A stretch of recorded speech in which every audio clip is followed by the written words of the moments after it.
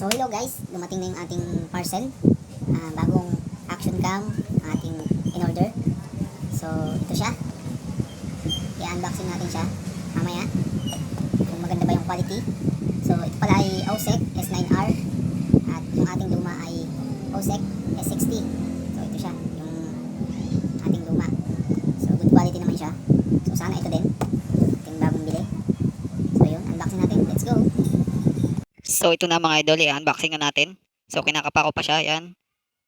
Sobrang ganda mga idol. So nakasil pa siya, yung kanyang plastic. So yan, bumili pa tayo ng cutter, tigil 10 piso. At yan na nga, excited na ako mabuksan. At dito nga nagmamadali na ako mga idol kasi baka mahuli tayo ni Mrs. At hindi natin pinaalam na tayo nakabili ng bagong camera. Wow! So ayan, buksan na natin. Open sesame. So yan, ang ganda mga idol. So, nasa waterproof case pa siya mga idol. Sana wala na siyang i-upgrade. Bagong-bago, naka-seal pa yung kanyang mga LCD at saka lens. So nung bukas ko pa nga lang mga idol ay nakita ko na good quality kasi yung kanyang lens ay naka 180 degree.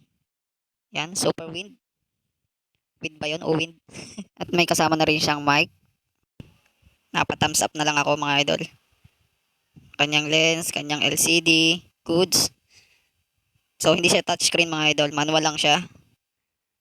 Ayan. So, tingnan natin yung kanyang mga accessories.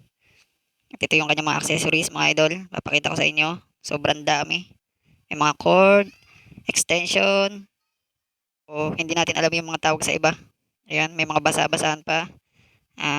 Adhesive, remote, at saka manual instruction. So, may kasama na rin siyang isang battery, mga idol. Excited na nga akong kalikutin ang ating bagong camera. Masubukan na rin. So, itetesting natin siya. Ito na siya mga idol.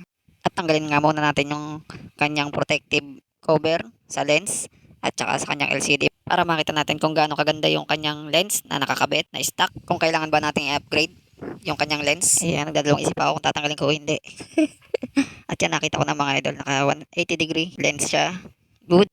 At aking ang napagtanto na hindi na kailangan siyang palitan dahil goods na ang kanyang lens. Sakop niya yung buong bahay mga idol. Oh. So good na good naman. Hindi sayang yung binayad natin.